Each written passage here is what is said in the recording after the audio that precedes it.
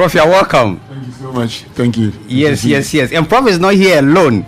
I mean, the issue we are going to discuss is so sensitive.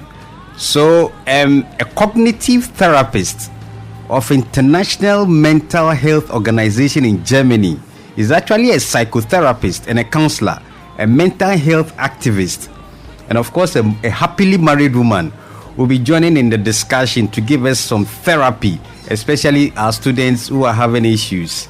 The name is Mrs. Glory Quino. She's also be joining us in the course of the discussion. But Prof, great to have you in the studio. Yeah, great to see you once again. Thank you so much for having me. Yes. And thank you for coming. I mean, I know you are passionate about students. Yes. And we are all passionate about our growing kids. So issues regarding academia, we like to get involved. Sure. So and this is Family Talk. We talk about everything family, and of course students are part of the family. As I said last week, we had a discussion on children and immorality, and we spoke about children within the ages of 0 to 11, and we spoke about all the issues that affect them, especially immoral acts. And today we want to continue from the adolescent up to the students, and we'll talk about the issues that they get involved in. What are the causes? How can they come out of it? What therapy do they need? And how can we build a healthy family? That's the discussion for today. But Prof, before I zoom into the main discussion, I mean, congratulations. Anybody who is a professor needs congratulations almost every day. Thank you. I mean, Thank you so much. I want to become a doctor, and for about 10 years I'm struggling. So I respect you and I salute you.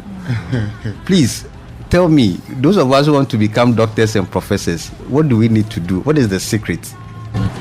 I don't know how to put it, but it's you have to be passionate enough to be able to combine the dictates of your job, family, and academic work. You need to be passionate enough and, rely greatly on God, because without a God factor, I don't think anyone can fully succeed. Sometimes people don't even call on God and He comes in because there are others interceding for them.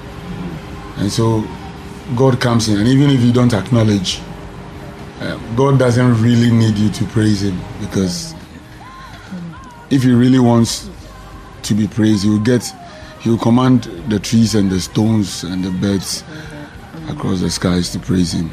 So I mean, in my case, I had spent a whole year serving the church on the 90th anniversary celebration. The Trinity Presby Church. So I had set aside my work because it was difficult for me combining it.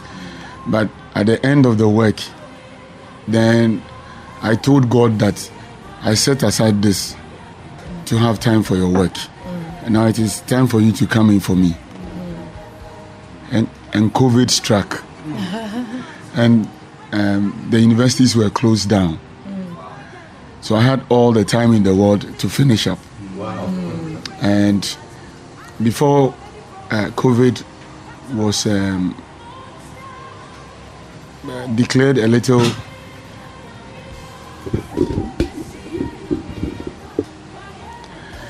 safe, I had submitted my work.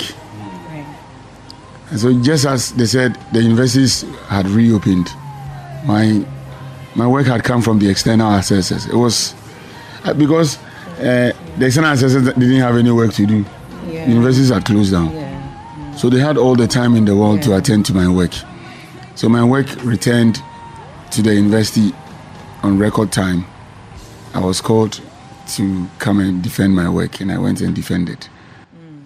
You make it look so too simple and spiritual, but I know it involves a lot of academic work. It involves a lot of work. There was a time the current head of HR at the university. Yeah. One of the days he told me that, look, you have to set aside a lot of the things and finish up. Exactly. So I told him that is the sacrifice. But at the university, many people didn't know I was on a PhD program because I was constantly engaged. Okay. But it was my wife who was bearing the brunt, because whenever I got home, I would usually work throughout the night till morning. And she bared the brunt, but like every good wife would do, she provided all the support I needed. And I can never rule out my wife in this, I tell you. We salute her. She really... We salute her. And she happens to be a friend of mine. So yes. And now we greet you. And we salute you for supporting our brother to get through with his PhD. But how difficult is it? Is it? Can everybody get a doctorate or a professor certificate? Not everybody. I might say, not everybody. You know, so with PhD programs, you have to propound your own theory and get people to understand and believe in it, and it has to make sense at the end of the day. Right. But not everybody, but a lot of people can attain a PhD. It's possible. It's possible. It's very, very possible. You have to put your mind to it, put your heart to it. Yes. Dedicate time for it. Exactly. And be ready to learn day and night. For PhD, it's dedication and hard work. It's dedication and hard work. I have 2 master's degrees. I want that you have to have the passion for it. I mean, exactly. The current registrar of the Takoradi Tenka University has 3 PhDs. Wow. Yes, and he got 3 PhDs in 10 years. Wow. Yes. Sometimes I feel like believing that God gives some people special head for that kind of certificates or degrees. Sometimes where you come from also propels you. Yeah. I mean, the son of a watchman. I mean, I'm talking about the registrar. Yeah. He's a what? He's the son of a watchman. Oh, really? Yes. So, your determination to change the narrative can propel you. Like I keep saying, the registrar's wife, if you know her, is a spiritual bulldozer. Yes. Yes, she also has a PhD. She's a woman of prayer. That's why I say that even if you don't want to acknowledge God, there's somebody constantly interceding. There's certainly a spiritual being. Yes. Even when I didn't have so much time to pray, my wife was doing the prayer. Right. Sometimes I'll go and stand by the window and want to listen the kind of prayer she's praying. She's praying for me or against me. And most of the time, I know 60% of the prayer is dedicated. Exactly. For me. So exactly.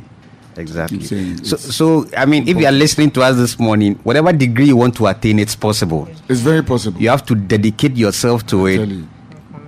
Commit yourself to it, and it's possible. And of course, someone will tell you it's not always only the prayer, because if you set aside your work, I mean, sometimes you don't even praying alone. You fail. Sometimes you even get the time to go to church. Yes, you won't get the time. My wife is doing a master's degree and is taking her weekend completely. You even get the time to go to church in the morning. I told my wife that this COVID, God brought it for me. Yes, that's positive mindset. I tell you, because I had all the time to sit by the laptop. So I had set up a study desk at the hall. Yes. So when it was time for church, I would just turn on the television and watch. So I was watching Otabel and Joseph Obriye-Boamante, Professor J.O.Y. Mante. And it would usually follow. Yes. Right after Otabel, yes. Then J.O.Y. Mante. Then after that, straight to work, because I'm already by the desk. Yes. Let's thank God. Let's thank God again. Yeah, and as I said, we'll be cruising with this song throughout the whole show. This is Family Talk. My name is Mr. T, and I'm here with Professor Eric Bruce Amate and Mrs. Glory Kwenu, who has joined us, a cognitive therapist of international repute, and she's going to help us with some therapy today.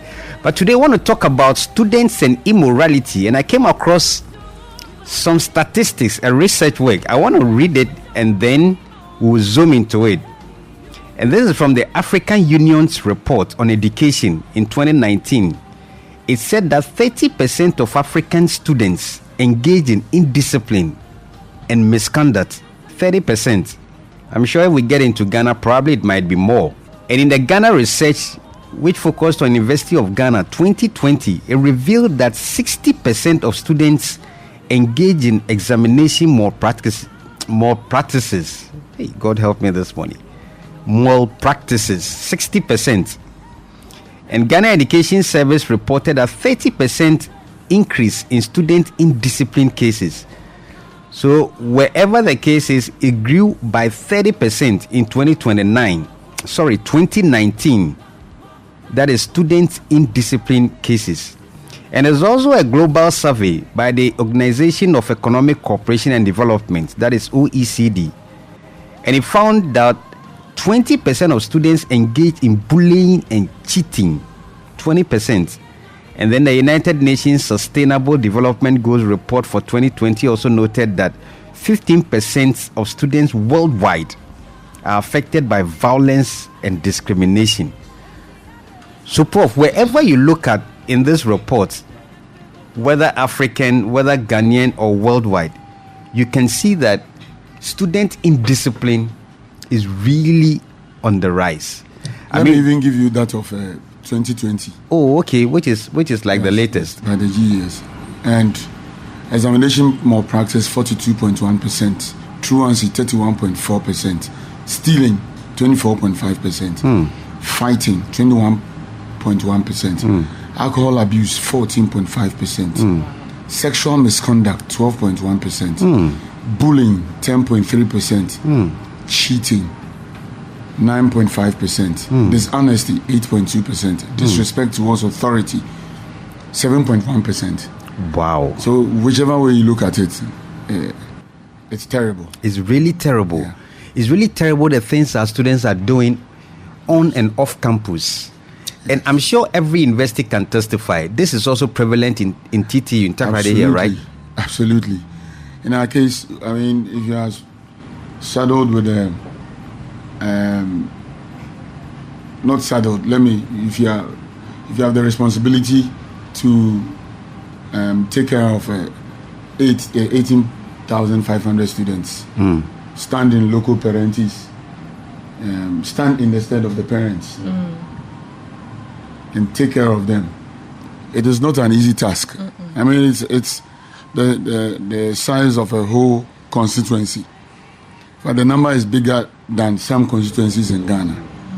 18,500. 500. That's the number of students on campus. Yes, and even that's conservative because there are those that do exchange programs with us and all that. So if you are adding the numbers, it would far exceed 18,500. But like I've said, it hasn't been easy. And I sometimes associate this with lack of parental control because at this time they would have surpassed their formative years. But Prof, before we go into the courses, yes, I want us to bring it to life because it's not everybody who is on campus and would understand or appreciate the reality of the figures we are mentioning. Sure. You are there. Yes. In fact, let me rather start with what's your role as the Dean of Student Affairs? Okay, so I remember in my letter, the letter appointing me, after listing it, the VC said, he said, this is only indicative, not exhaustive. The things I've stated in your letter are only indicative. I've only indicated those I can marshal at the moment. Yes, but it is not exhaustive. So it will include other jobs that are assigned to you. And now in every JD, in every job description, they will tell you, after everything, they will tell you that, and as your boss will give to your, yes, the others that your boss will outline to you. Yes. So what I even did was that when I was coming, I jotted a number down because there are quite a lot. And so since I became Dean of Students, these are the kinds of tasks I do. Yeah. And as we go on, I'll state those I've forgotten. The forgotten ones. Yes. I mean, so as Dean of Students of the Takoradi Technical University, my task is to be in charge of student welfare support, ensuring students' physical, emotional, and mental well-being, student conduct and discipline, addressing student misconduct, enforcing university policies, and maintaining campus order, student organizations and activities, overseeing student clubs, societies, and events, providing guidance on academic matters such as course selections and degree planning, assisting students with career exploration, job search, and graduation transition, managing student housing. So I'm in charge of all the halls, university student accommodation. So the hall wardens and their deputies and administrators all report to my office. Now, crisis management and conflict resolution, communication and liaison, contributing to university policies and procedures affecting students. And like I said, this is indicative, yes. So in a way, you are like the father and mother of students on campus. Yes. And by the grace of God, I have a very solid deputy, Dr. Bertha Danso. Yeah. I'll be very unfair not to mention her. Right. Yes. Right. She is really, really supportive. Tell you, when it comes to handling female student issues pertaining to female students. Right. If you call her at midnight, she'll come and provide support. Right. I mean. We salute her. The name again? Dr. Bertha Danso. Dr. Bertha Danso. Yes, we salute you. She was preceded by Dr. Adlis Piokofi. Right. My internal has seen 2 deputies. Right. And Dr. Adlis Piokofi handed over to Dr. Bertha Danso. Right. And the 2 of them are solid. Solid. Yes. So, father and mother on campus. Yes. Tell us some of the things you see about your children, that's the students, that brings up these statistics that we are reading. Let me tell you one funny story. Yeah. So on Wednesday, we had the second batch of elections for the SRC. And in the middle of the election, 2 students were caught, a male and a female, were caught trying to stuff fake ballots into the a ballot box. And so were arrested and taken to the police station. So when I was called to attend to them, I was supervising the election. I was so angry because that morning I had gone to the police station to bail a student before coming to supervise the election, that very morning.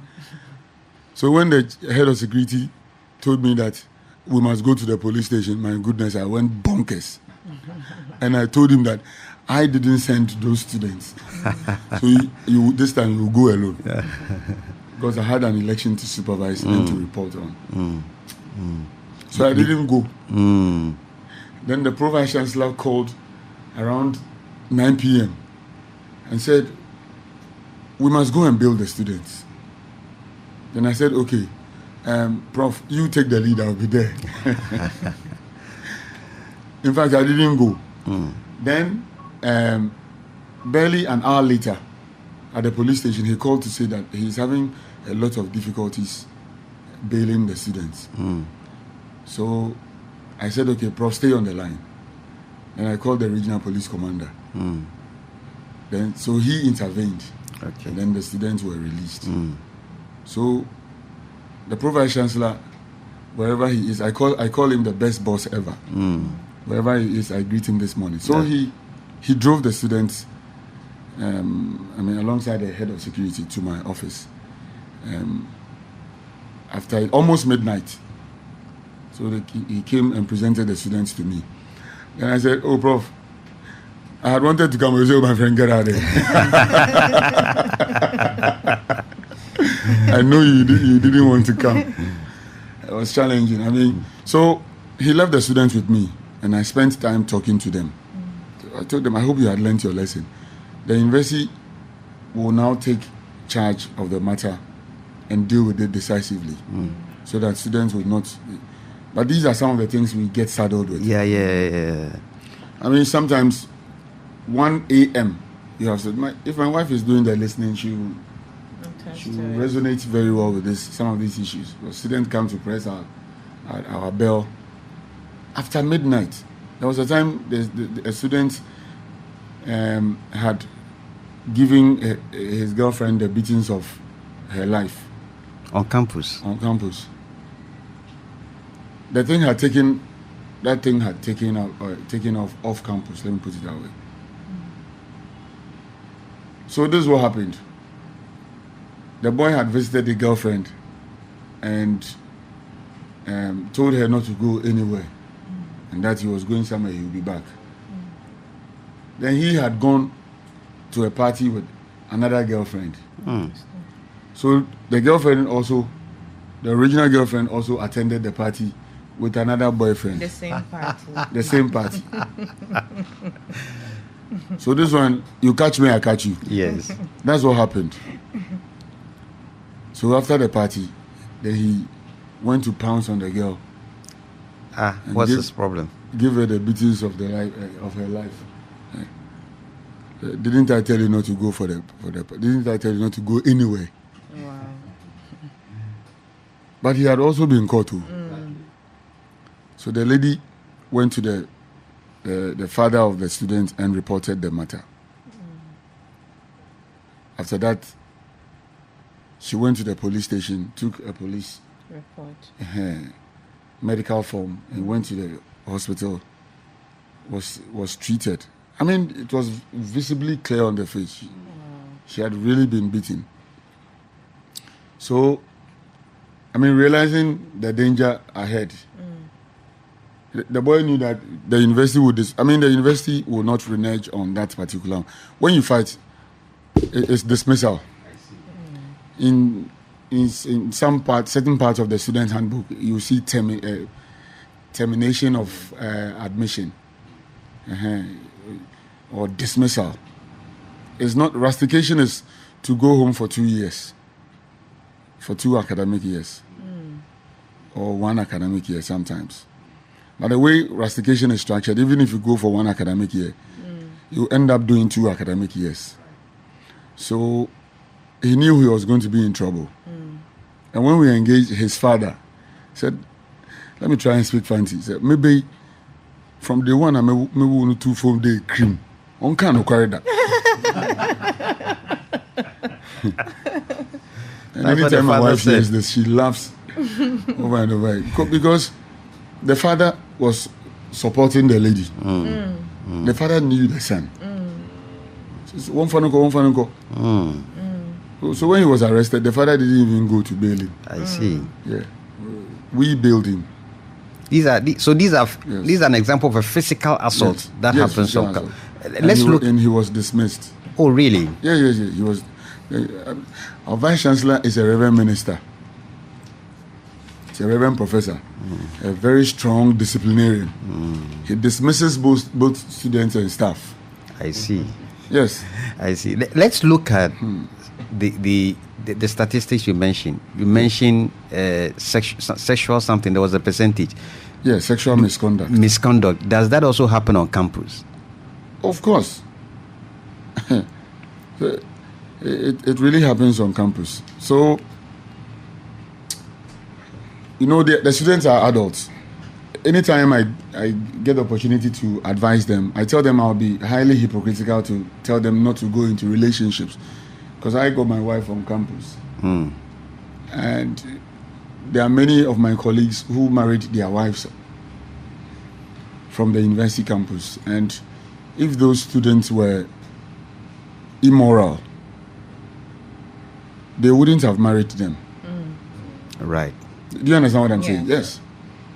If they were immoral. Because then when you marry such a student, other students will say, hey, this lady that all of us have enjoyed. Yeah. You are now coming to her. So, and I say it with pride that my wife was a virtuous woman. It took me, when I proposed to her, it took me almost a year for her to agree. That's right. Yes. And there are many students like that who got married by very, very revered colleagues. So if I tell you not to go into relationships, I'll be a hypocrite. But your core essence of being on campus is to attain your degree. Right. But along that line, you get built, you get honed. Right. In other spheres of your life. I mean, to be prepared for the world of work and relationships, and to be built firmly on ethical values. So you can enter into very healthy relationships. Right. But for instance, attempt to rape. Since I became dean of students, there hasn't been rape. We haven't had any cases on rape. Okay. But I mean, we have had a couple of cases where students have had sex and videoed the sex.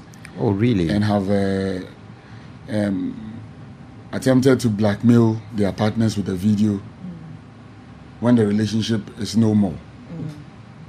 You remember recently, in the early part of June, we brought the Cybersecurity Authority. That's right. To come and help us handle some of these issues. The Ghana Police Service has been very, very superb in helping us address these issues. Yes. And I can tell you, since the Cybersecurity Authority came, sanity has prevailed. But before that, let me go into that. Yes. How rampant is that act? Is it one out of a lot? Is it in isolation? It used to be rampant. And do both the male and the female consent to that videoing and imaging? Especially the female students do not give their consent. In one of the cases, the lady saw the gentleman taking the video and warned him strongly and thoroughly. But he said he had deleted it. With iPhone, when you do such a thing, you go straight into the cloud. So even when you delete on the phone, it's still in the cloud. So there was this time one of his friends went into his cloud. I don't know why he gave him his credentials. Then when the guy saw the video of the lady, if you are a user of iPhone, you are very conversant with the Balance airdrop. So he airdropped it onto his phone and started using it to blackmail the lady. We even called the girl and say, my friends and I would want to have sex with you. Or you pay us 8,000 cedis. This is disgusting. And the lady gathered courage to report the matter. Right. And our current head of the C-Gender Center for Gender Advocacy, in collaboration with the head of security and my office, dealt with this matter decisively. The student has since been dismissed and is serving a jail term. Exactly. I don't know why people do that. Yes. And I've also heard a lot of these cases on campus. Yes. In your intimate moment or your private moment, why would you video or take a picture? It's so uncalled for. They are prevalent in Ghana. They are prevalent in Ghana. You see, even stars, superstars who should be examples, get caught in some of these things. Yeah. But now, because of the sophistication of technology, some of these things are coming out. Yeah. You see, they are coming out. So what we encourage students to do is to report ASAP. We will get into the courses and the things we need to do. Yes, but we've been joined by, as I mentioned, we've been joined by a cognitive therapist of an international mental health organization in Germany. She's a psychotherapist, a counselor, a mental health activist, and of course, a happily married woman. She's Glory Kwenu. Madam Glory, you're welcome. Thank you, Mr. T. And it's great to have you in the studio. I'm happy to be here. Yes. I know you go around schools. I'm sure maybe the senior high schools, and you also speak with the ladies and the guys there. What are some of the things that you pick up in your conversations with them? Thank you. Some of these misconducts, some of these. I mean, what is the level of their exposure? they are very much exposed, and sometimes you'll be amazed some of the things they know. For instance, when I take the senior high students, they are pretty much exposed. You'll be surprised, like I said. Some of the content they are exposed to on social media, on TV, friends, peers, and all that. And when you speak to them, you realize that they know so much for their age. And you ask if it's the parent, it's the school, who is not doing the right thing here, who is giving them that platform to even get exposed to some of these things. And it's a matter of concerning. And most of the time, this thing goes on. After a while, it gets to a point that we are unable to curb it. And as Prof said, with the instances they've been having in school, you realize that it may have started when they were younger, and there were no attention given to them. Hence, it progresses to that point they get to, and it becomes rather difficult to deal with it. When you say they know so much or too much for their age, give me examples. Okay, what are some of the things you discovered? Okay, I was recently invited to a school to talk to them about pornography. And I'm talking about from age 11 to 17. Yes. When I was giving the topic, I was put in aback, I must say, because these are literally my children. I'm a mother of 3, and when you are giving that topic to speak to kids about, you are like, are they really exposed to this content? Yes. Okay, so I put together my presentation anyway, and I was trying to speak to one of their teachers whether or not to take out some of the information I have, because I felt they were detailed. I got to the school, had a presentation, and the questions they were giving me, I was shocked. So who is not doing the right thing? Again, I ask, because they are so much exposed. They know about sex, they know about violence, they go on TikTok, they go on Facebook, and there are lots of things on there, and their innocent mind watch most of these things and interpret it differently to their own understanding. Sometimes they see a role model in a particular lifestyle, and because they see this person as a person of interest, they tend to pick up some of these traits, transfer it to the school and amongst their friends, and it becomes an issue. So you went to do a presentation on pornography. One of them was even asking me about the uses of Viagra. Really? And I think he's age 12. And I didn't know how to answer him, because my answer is going to make or break him. So staggering. It is. So if I should tell him is to enhance this, I am giving him the nod to go and use it. And if I should tell him not to, why? Why am I telling him not to? And he was asking me about the act, and I was surprised, honestly. And not just a few, all of them, they have an idea what pornography is. I see. And it's really it's pretty scary. It's really appalling. The discussion we had last week, it came out clear that by age 12 they know these things.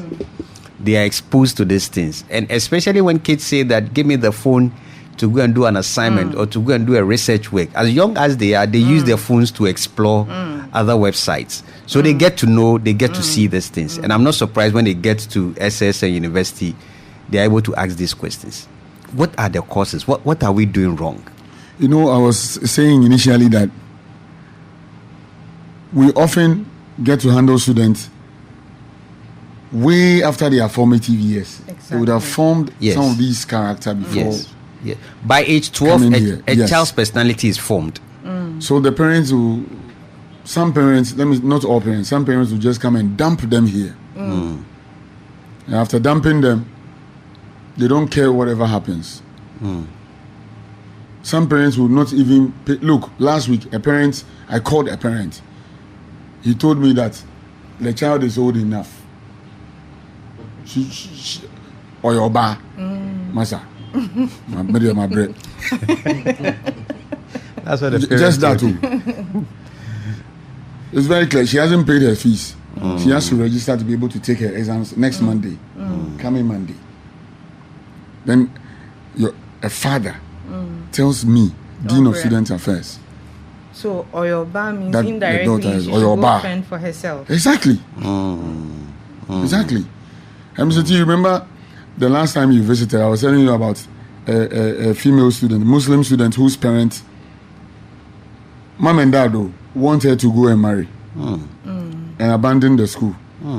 You see, last week, the university, after a thorough investigation, discovered that the father isn't the biological father. So he had been attempting to sleep with her.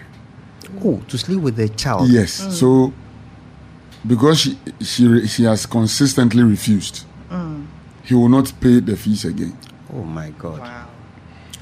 But God bless Dr. Dominic Adrian, wherever he is, the executive director of the GMPC Foundation. I mean, we informed him way after the call. The call for scholarships have been long over. But when we called him, he said whatever it takes, even if the girl doesn't get the GMPC Foundation scholarship, he would pay for her fees till she completes. God bless him. Yes. So why are families the parents, instead of taking time to understand their kids, because if you are not there for them, they will chart their own path. Yes. Yes. You see, so it's very. Sometimes people say, "I saw for man yet." You cannot blame those children. You can't blame the children because the pastors will often attend to the needs of their members. Their members and neglect their and own their children. And neglect their own.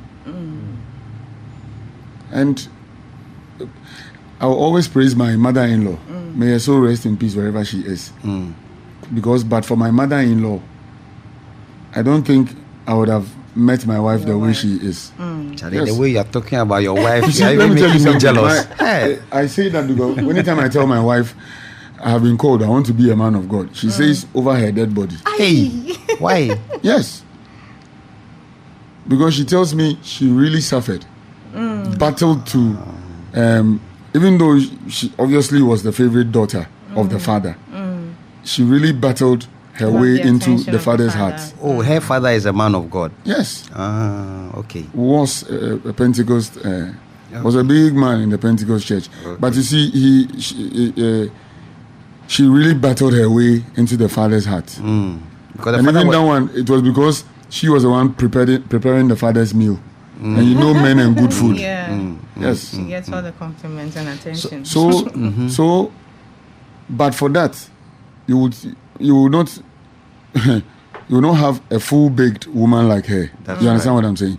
So the children will often come to school, and there was a catechist who came to the university and handed the children over to me. Till today, nobody has broken their record. They are the most terrible children I've ever come across in my life. They didn't even complete the school. Really? Children of a catechist. Then one night I went to visit them. 3 males, one of them even pulled a knife. Hey. Yes. They were on a weed smoking spree in the whole of the Sekendi Takrade metropolis. Wow. I tell you. Sorry, I'm laughing. So everything that had to do with weed, whether weed drink, weed toffee, weed froye, weed meko, weed inframa, everything. So for this one, I would say that whatever outburst they have on campus is as a result of their addiction. Exactly. And can you imagine if they had, because the catechist is a custodian of the church, and all its documents. Yes. So the catechist, instead of being married to his wife and family, he's married to the church at the detriment of the family. Of the family. I mean, the point coming out strongly is that we, the parents, we neglect our children. Absolutely. For other duties. For other duties. And this no amount of justification will free you from the dereliction of your duty as a father or mother. That's right. No amount of justification. That's right. Because they have been given to you by God. Right.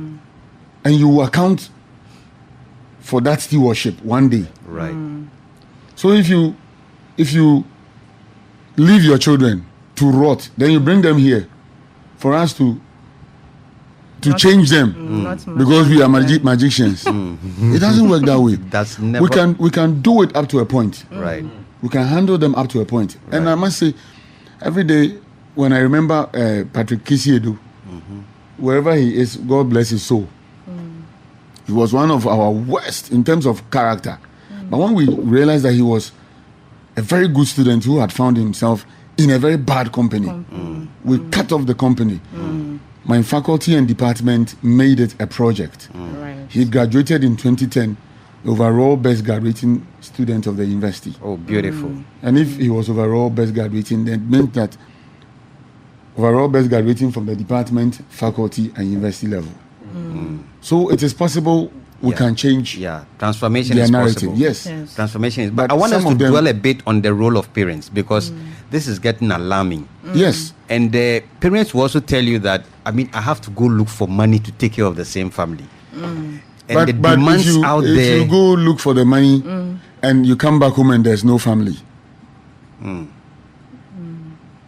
You come back home and there are no children to take care of. We drive around. There was a time we were driving back from Busia pretty late in the night. It was we had gotten to Apollo Junction around 12 midnight.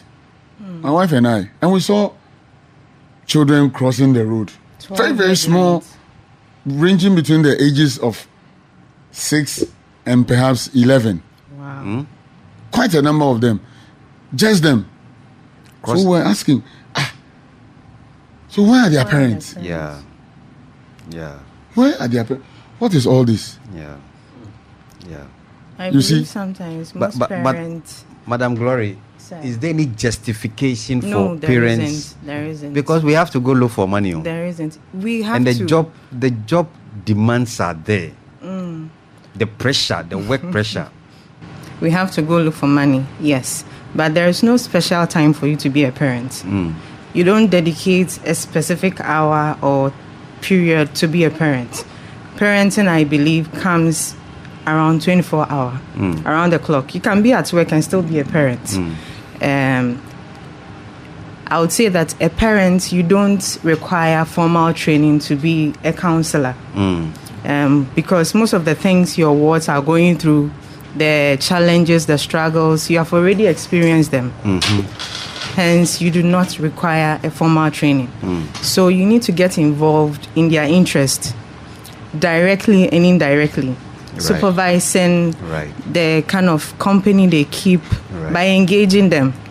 Most of the time, from age 11 to I think 24 or something, most kids do not want their parents all up in their business. They don't want you to be poking nose in what they do. They don't want you to get involved Actually, at after all. 12, which is adolescent age, kids Yes. want to be independent. Yes, they want to be very, independent. very critical of because- their characteristics. Yes, So yes, because they don't feel want you are parental boring. interference Yes, there. In yes. fact, they actually think that parents are outmoded. Their style is it's outmoded. very true. I have them telling me all the time. Why a kolo? It's very true. Sometimes I have to, for instance, when I'm invited to a school, to blend in, I need to change the color of my braids. I need to look as though I'm a part of them, so that they can relate with me. That's right. As they would relate to their peers. That's right. Hence, you are able to break through and find out that some of the things that are concerning to them, Right. some of the things that they really want to talk about, Right. and have solutions for it. Right. And I wouldn't go away from the fact that when there are pressing issues, we need to visit their past. Try and visit them as they were growing, by questioning them. Their parenting, their parents, how they relate with them and all that. Most of these issues come in as they are growing. There are traits that were being fed on. Parents saw, but with your yakola, it's not a big issue. Obeying, he will grow out of it. But if you don't pay attention to some of these things, it matures as they age. That's right. Okay, so maybe they will be bullying the sibling, and you decide not to talk about it. It's a sign. It's a sign.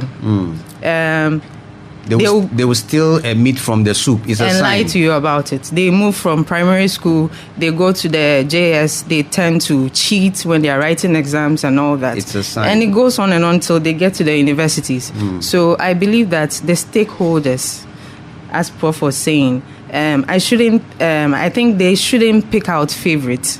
I believe every student on campus is very important. Yeah. Even though there are many, that's why we can delegate. Picking every student as a favorite and paying attention to their mental health. If you don't do this, we are fighting a lot. I like that word, mental health. Yes, it's And- very, and- it's and very due to- I will let us focus on that. But before that, we've been joined by Mr. Atukwesin, who's been on this show before, and I want to bring him in on the distance marriage and relationships. There are times that father is working at Boko or Accra or somewhere. Wife is at Takrady or Sekendi or somewhere. So, and children are also. How do we make time as family to raise ourselves up and to also raise the children well when work demands that we have to live far apart? Yeah, the issue of distance marriage and children's upbringing is very, very critical. Yeah. And it's very difficult. Yes. But one thing I've realized is that we, as Doc and then my Lady Queen said, Prof, yes, sorry. Prof and then Lady Queen said, most of the time we tend to focus on bringing in resources to feed the children.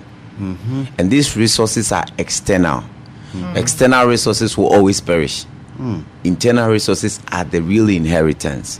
So if you are from a far place and you are thinking you are bringing in money to get them upgraded, you are wrong. What is very important is communication. Okay. I know a father in the US. The daughter is here, and then the wife is also here. The daughter loves the father more than the mother, who is close with her, simply because the father is constantly in communication with the daughter. And if you meet this lady, she will tell you that the father has really impacted in her life. Why? Because of communication. Always letting your children get close to you, imparting in them, rather than giving to them these external things is one major thing. It's one major thing. And I love that communication bit, because today you can even do FaceTime, you can do a video call. exactly. So it can be like the person is standing in front of you, and you can impact the person just like an in-person way. Exactly. And more to that, as my colleagues rightly said, we always look at our level, and then we tend to reject or neglect or deject their level. Exactly. You see, every generation comes with their style. Yes. I always say new levels comes with new devils. So every generation comes with their style. If you are looking at Amachi Dede in your time, they are looking at Defe in their time. That's right. So how are you able to go into their world, even from that far country? If you are in the US, you are in Boku, you are in Afghanistan, how are you going to go into their world and relate to them wherever they are? And because I'm a Christian, I always take God and his son approach. God will not say I'm an eternal God, so I want to behave with an eternal God with people who are bound by time. He descends and come into time and relate with men who are in time. That's right. And that is what we always as parents ought to do. Else, sexual immorality will always abound. Else, alcoholic drunkenness will always abound among this youth. Else, stealing will always abound. In our time, you see that everything is going fast. In the time of my father, it wasn't so because of technology. Yes. So, parents, ask yourself, what is my word doing in his world? And how am I able to change or impact in that world, in the area of stealing, the area of this sexual assault and all that. So distance relationship, the only thing that can build us or bind us is communication with your children. Effective communication. That's powerful. Listeners, if you just joined in, this is Family Talk, and today we are discussing students and immorality, and we are looking at some of the things that students do on campus and off campus. I mean, we came out with a study, and there's an AU report on education that mentioned that 30% of African students engage in indiscipline and misconduct. And a Ghana report from University of Ghana also revealed that 60% of students engage in examination malpractices, and 30% of indiscipline cases increase every year. Every year we get 30% of indiscipline cases. And there's a worldwide report from Organization for Economic Cooperation and Development that found that 20% of students engage in cheating, and then 15% are affected by violence and discrimination.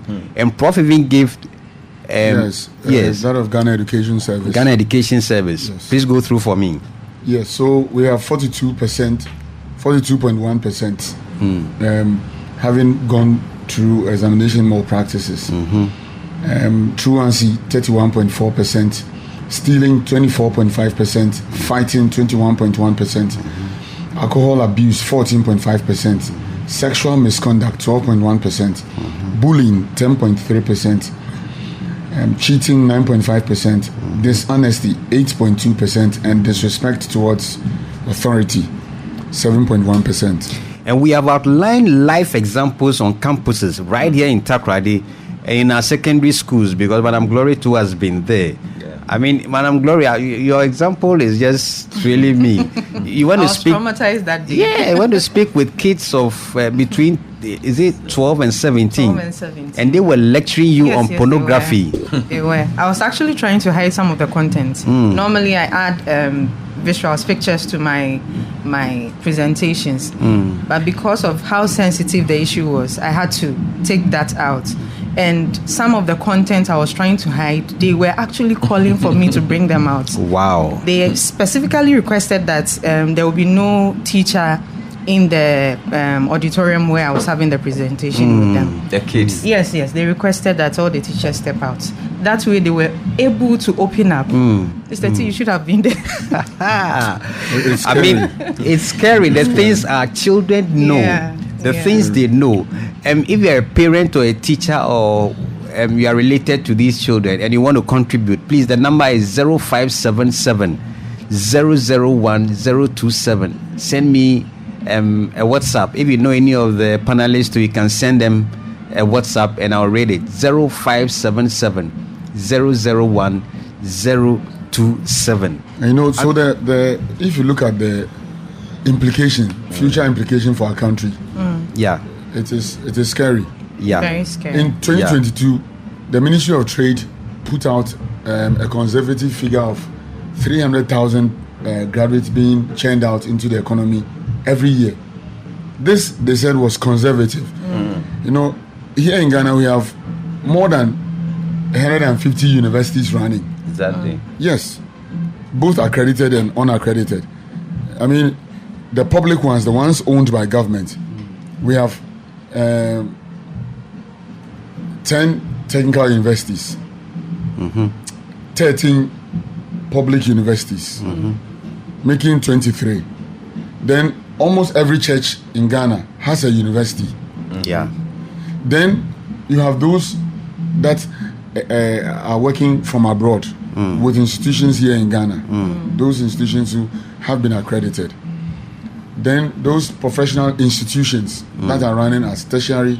I've not added the nursing training colleges. I've not added the teacher training colleges. So when you put all of them together, they are quite a lot. So they churn out together 300,000 conservatively every year. Can you, if you look at the percentage and you translate those who are able to move, Legon is saying about 60% engage in examination malpractices. Yes. And other dubious characters that they churn out at the university. Can you imagine exactly what we are going to be saddled with? Exactly. So it means that those who graduate out, over 50% of them are already corrupt. They're already corrupt. That's what it means. Look, and they are involved in a lot of I tell you, immoral activities. I tell you. So the church, the mosques. But that is also my problem. Yes. Churches are all over. Right now, almost every Ghanaian is religious. Because Christianity, we are over 70%. But the thieves are now overshadowing the genuine pastors. The charlatans have taken over the church. I mean, I don't understand. That's because unfortunate. Yes, religious awareness in Ghana is very high. Yes. So even religious activities are more pronounced than even businesses. Yes. Exactly. But still, our immoral behaviors are so high. Because these thieves, And we are when they are getting not getting corrupt jobs by the day. I and don't are not creating jobs, are building churches. Exactly. And I've taken yes, I'm telling you.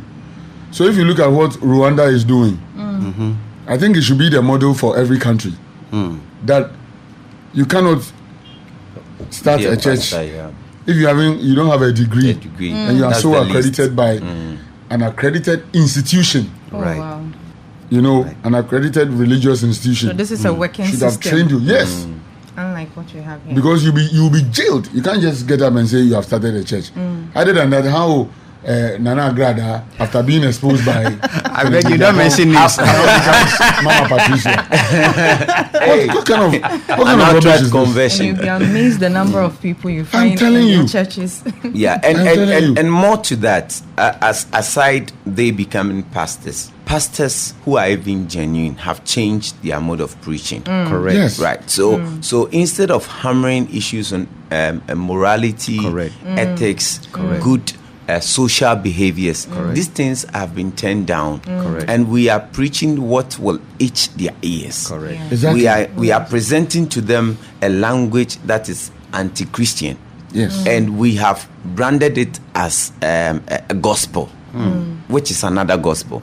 So I am that type who steals, and I come to church, and a pastor says that even if you steal and you are not caught, you are not stealing. Even if you sell cocaine and you bring the offering to church, I will take it. Of course. Indirectly, you are telling me that I should can go sell ahead with it. cocaine. You understand? So, Yes. so the preaching has been twisted. It's been twisted. Yes. That's That young guy who is coming from a home that is decadent of a sort, a home where the parents don't actually take care of children. I can go out in 5 weeks, I'll come back, no one will say anything. That young guy is coming to church, and the only thing you can tell the person is that you can do what you want. God will still bless you. true. You see, you are empowering me That's right. to do what is not right. So you see, most of the social vices that needs to be addressed in the religious circles, we are not doing them. No. So I think that is the major problem. America was America because they were ethically sound. They were morally sound. America is no more now because that thing is waning away. Exactly. It's degrading. Exactly. And I am afraid. I fear so much for Ghana in the next 15 years. The kind of gospel we are presenting to our children now. And Pastors fact- are shaving other people's wives in church. and it's on the social Yes, media all over. to the surprise of In this country. people. And not only them. You see, I'm talking about religion in general. Yes. Yeah.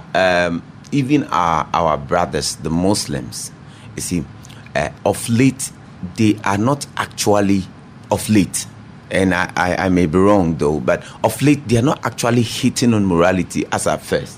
Right now they are changing. But you see, there's something about Islam that I love. They have rules and regulations, and they implement them with rigor. Regardless. Yes. Yes. Look at their dress code. Look at the everything about them is regulated, and Exactly. you are forced to comply. Exactly. Christians are more of grace, liberty, And it's more of flexibility. Flexibility. That thing. and But it may surprise you, Mr. T, that when you study the Islamic religion, they have it's just like Christians. We have in Methodists and Pentecost and the Islamic religion. The Muslims too, they have the grace, the Al Sunnis, the Mohammedans, and all that. Some are making it very flexible. Okay. And that's where my fear is. Okay. Let's stick to the rules. Let's stick to what our fathers gave to us. And if we want to modernize it, we must modernize it in a way to suit morality, not modernize it in a way to suit what the Westerners are doing. Right. So that is my word of caution here. If you're a Muslim, if you're a traditionalist, if you're a Christian, make sure morality becomes what is in your mind.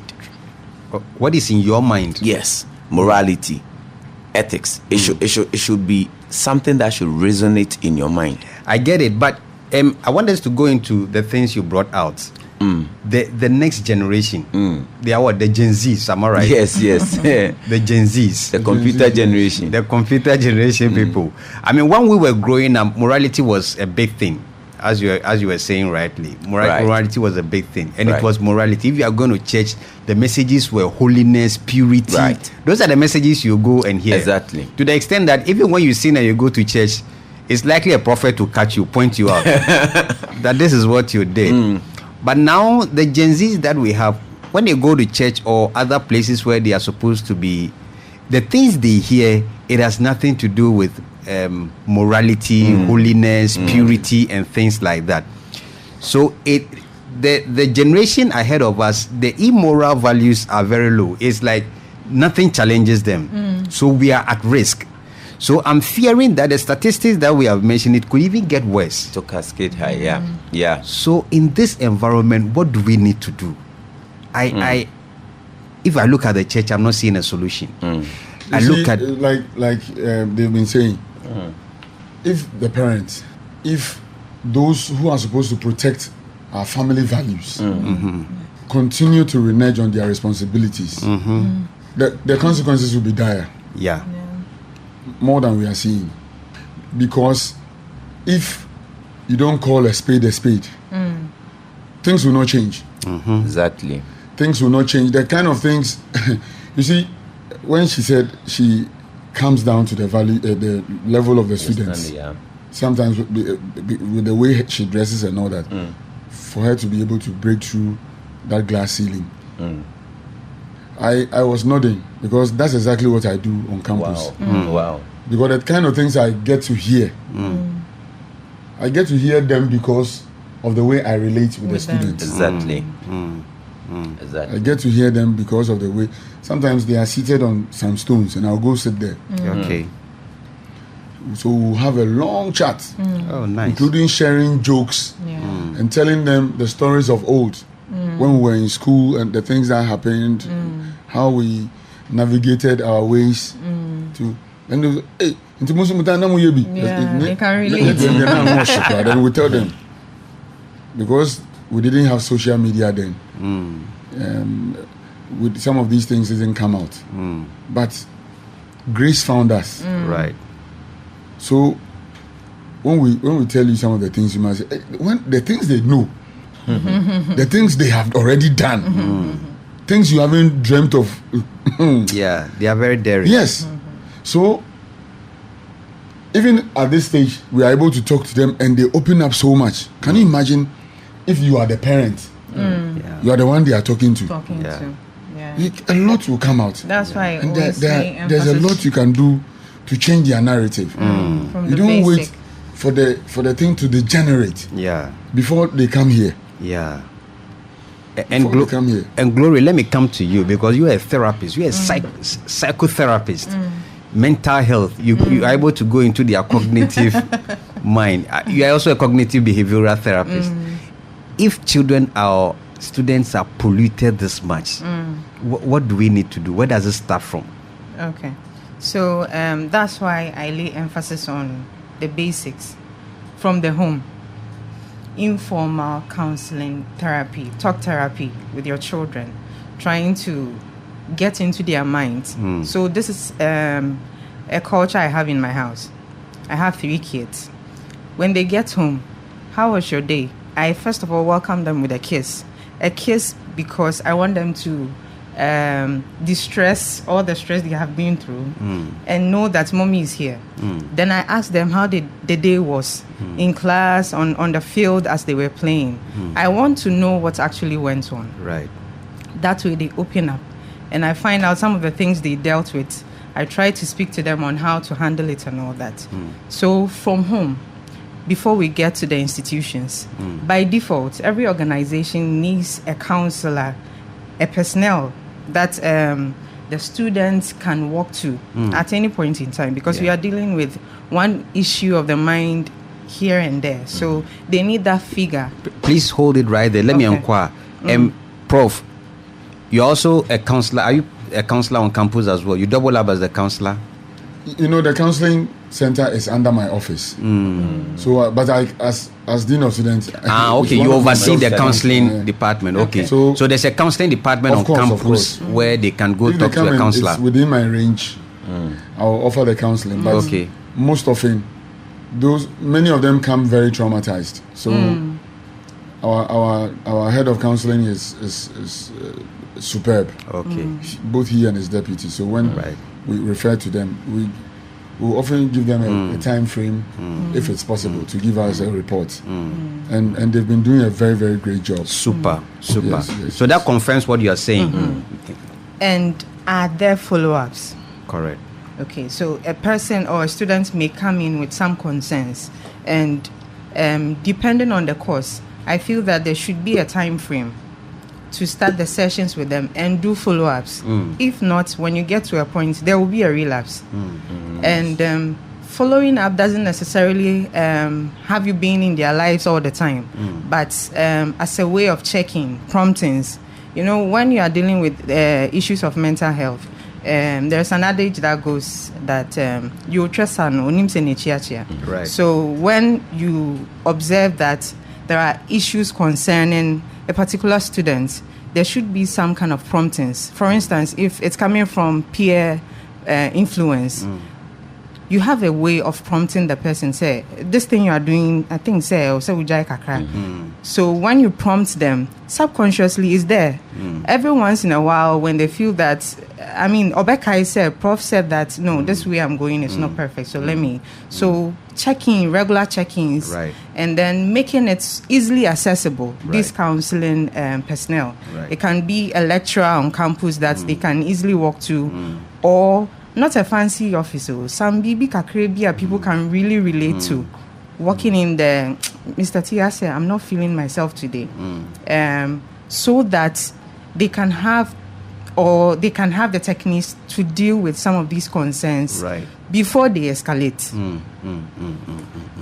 So counseling plays a very important role. It is. And a counselor must always be around. The problem with our part of town is that we don't understand counseling. And most of the people who need proper counseling, they go to the wrong places. And Mr. T, they go to friends, they go to pastors who don't have any. Most counselors base their counseling techniques on their life experiences. Yes. I feel that counseling which is wrong. It's very wrong. It's wrong. I can say that for sure. Counseling is not about your personal experience. No. Not at counseling all. Is not even about preaching. No. It's not about quoting scriptures and giving. No. It's not. You lay facts. You first listened. Yes, you because listen you have to them. understand their problem. Oh yes, exactly. So if you don't have listening skills, you have no business counseling. No. You have to you have to empathize. Oh yes, because you have to let them feel that you don't have to let them feel guilty. So you have to let them feel comfortable and come out with their issues. So I like the way you're identifying with them. That is empathy, which is good.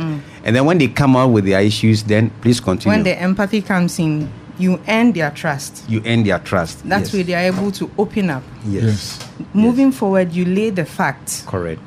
Then the consequences. Do not make recommendations they will tag you with.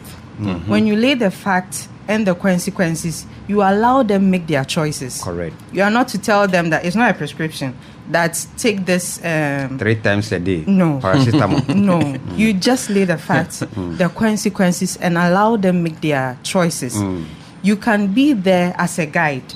You can give them options. Yes. These are the options. Yes. When you take this direction, this is where it takes you. Yes. When you take that direction, this is where it takes you. And Then you allow them. You allow whether them they are to going take their left decision. or right. That's right. Going on a U-turn, a Right. reverse is up to them. Right. They will relapse, yes. But when they relapse, you have already given them the techniques. Right. So coming up again or rising is not difficult as it would normally be when they have no knowledge Right. or anything. Right. So when they relapse, they are able to recover. Yeah. Then you do your promptings, your regular checking, depending on how the relationship between you and the client is. Perfect. Perfect tidbits for counseling. I'm sure that's the same thing you apply on campus. Sure. There's this lady who had been singing aimlessly and very loudly too. Okay. And annoyingly too. So she had incurred the revulsion of the entire hall. And she's singing and nobody understands what she's singing about. And so they brought her to my office. The whole place was noisy. She hadn't entered my office, but at the frontage of the office, I was saying that they were trying to pull her to the medical officer. So I came out and asked my secretary what was going on. Then she said, they are trying to take the lady to the medical officer, but it's quite difficult. Then I said, is that all? They said yes. So I went there and put my hand around her neck. Wow.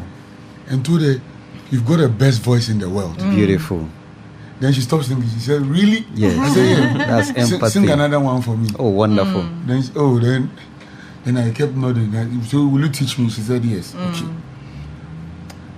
When you were singing earlier, I was speaking to Dr. Wusu. Then he heard your voice. He was so thrilled and wants to see you. He wants you to come and sing for him. Will you want to sing for Dr. Wusu? She said, of course. Take her to Dr. Wusu. And now Dr. Wusu, the medical director of the university, has been talking to her at least once a week. Wow. Sends messages. Are you okay? Are you taking your medicine? I don't know how he did it, but it has worked. Right. Wow. Right. I don't know how he went about it, but it has worked. And that was because I called him and explained the whole thing to him. That's right. Way before the lady was handed over to him. Exactly. I mean, if you're listening, this is Family Talk, and I'm with Professor Eric Busamate. He's the Dean of Student Affairs, Takrady Technical University, and Madam Glory Queno, a cognitive therapist, a psychotherapist, a cognitive behavioral therapist of international repute, works with a German company. And we have Atu Crankson, a friend of this show. And we are talking students and immorality. And the things coming out, I mean, I don't know, it's just baffling me. But I'll find out from you guys whether there's really hope for the future. Looking at all that we've discussed. All right, let me get back to my in-studio guest. I mean, as I asked, with all that we have spoken about, do you think there's really hope for the future? Oh, there is. Really? There is, like I said, if those of us... Okay, our caller is back again. Let me just connect him, then we come back. Hello? Great. Hello. Yes, hello, yeah. Please, you are live. Last week I called. I think just flow. In I want to find from you. I think you explained it to me. Yes, sir. You will find that Bible today. Counseling you are attend Bible, especially the book of Proverbs. Radio Now, can you minimize the volume small? Your feedback. Okay. Is it okay? Yes, please go on. Mix it there. I'm a counselor myself. Now, but a counseling you are attend the word of God. Yeah, Proverbs there, when you spare the rod, you spoil the child. Yeah, my from a demon. So what's it here now? What's it here now? You're going now, Baya. The means the school Into these things will go on. Onyaga, you in your future. Into my mixing there. We are abofobosha, abaying over the kitchen. San Trabaya, abofano say, in the yesterday, oh, at the Ababa Faba, Obotumu Afro police. Yeah, who abofo, 1 5 abayin kafaba. It starts from there. Me yanku bi wo bodom. Association go kesipa. Na bodom obwo bodom na bodom ye calm. Inti bodom no osu. Ni ye hu, but ni we better or you calm because we use a bear on the child. Inti say you introduce a bear back to school. The means they may obakodo akodo. I can the mumpo ye in your future. But when you spoil the road, you spare the road, you spoil the child. It's a bear. I'm a woman, but I'm one of the most disciplined citizens in Ghana because my father used cane. When I was growing, I thought my father was a military man. It's no porcho. Aben, you're very, very important. Abofubia will go Nibi Island. How could you behave well? I'm telling you the truth. It can never be broken. Thank you, Mr. Esuyadasi. Thank you very much. I love the quote. If you spare the rod, I love that. Please come in. All right. So that is biblically proven, scientifically tested. But more to that, there are so many kinds of rods. That is what we are supposed to look at. Means of punishment. Yeah. Bible is mostly parabolic. So you must look at the means of punishment. And Prof just said the kind of cane the father was using was his eyes. Yeah. Just using his eyes. Yes. How does he do it? Fall down. Yeah. The way he look at you. So it's not just, and it's true. So for mankind, it's very, very true. Obi Ohoma, you must use the cane, as in the cane. Somebody uses just chocolate to punish the children. But Charlie, at the point in their life, they need the cane. They need a cane. Hey, they need it, especially between ages 6 to 12. Or 6 to 12. That is where their character, their personality is the formation stage. So at that stage, they need to really distinguish between right and wrong. And sometimes as a parent, you have to enforce it. Yeah. Because if you don't, then the repercussions will follow in the future. So there are kids. They say the devil finds way for idle hands. Yes. Whenever we were on holiday, my father would get you an empty book and title it My Book of Vocabulary. Yeah. And would often give you books he has read back to back. Okay. From prologue to epilogue. And he will hand you the book. So by the time he comes back from work, you would have read the book, written down all the new vocabularies you came across, look them up from the dictionary and the thesaurus. Wow. And form sentences out of them. And when he comes, you would actually read the sentences. Wow. And it was work. So there is work for you. And these are the things that shaped us. Yes. Let's be honest. These are the things. Yes. You know, these are decades ago. Yes. Okay. Now we are in a new era. Exactly. The youth are exposed to social media. Yeah. Okay. So if you are implementing all of this, bringing it back, then we need to turn down social media. We need to turn down all the gadgets and all that. Oh, why do we need to turn them down? The reason is that the kids are aware of their rights. Exactly. And they will hold you responsible.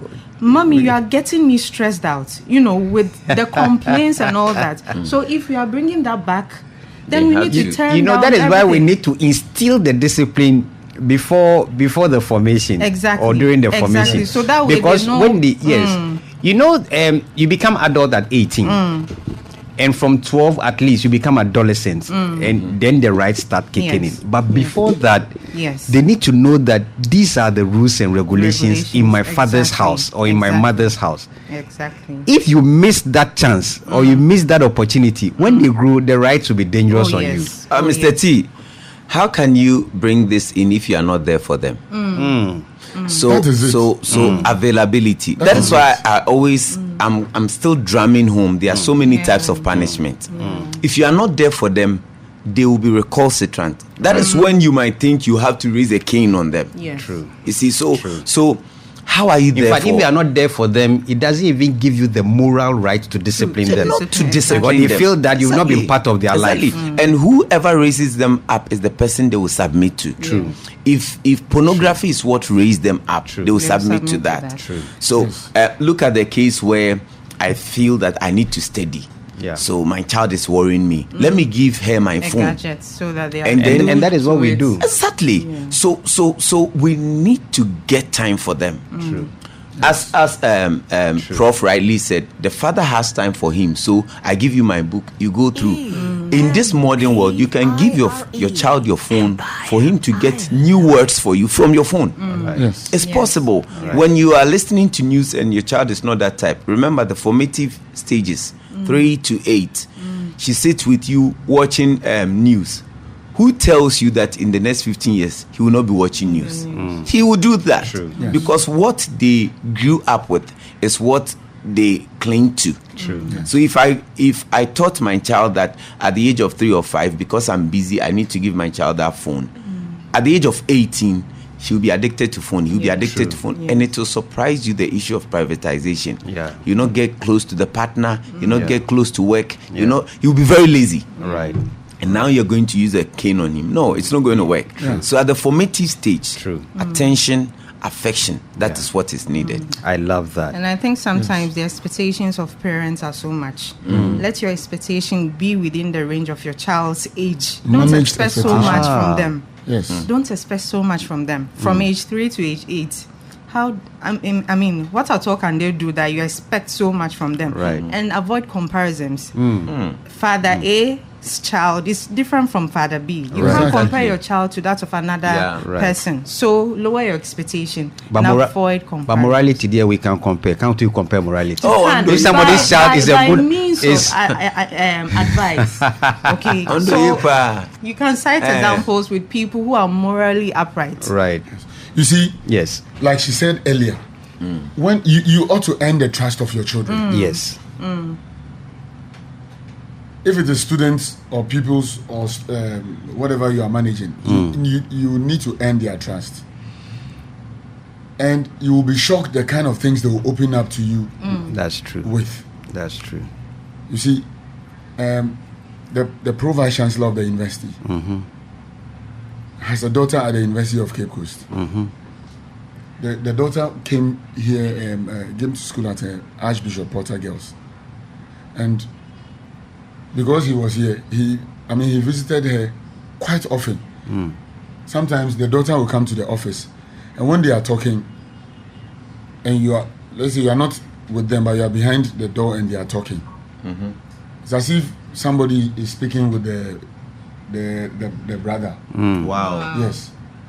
They don't speak like father and daughter. They Those speak- have a beautiful relationship. Yes. And now she's at UCC.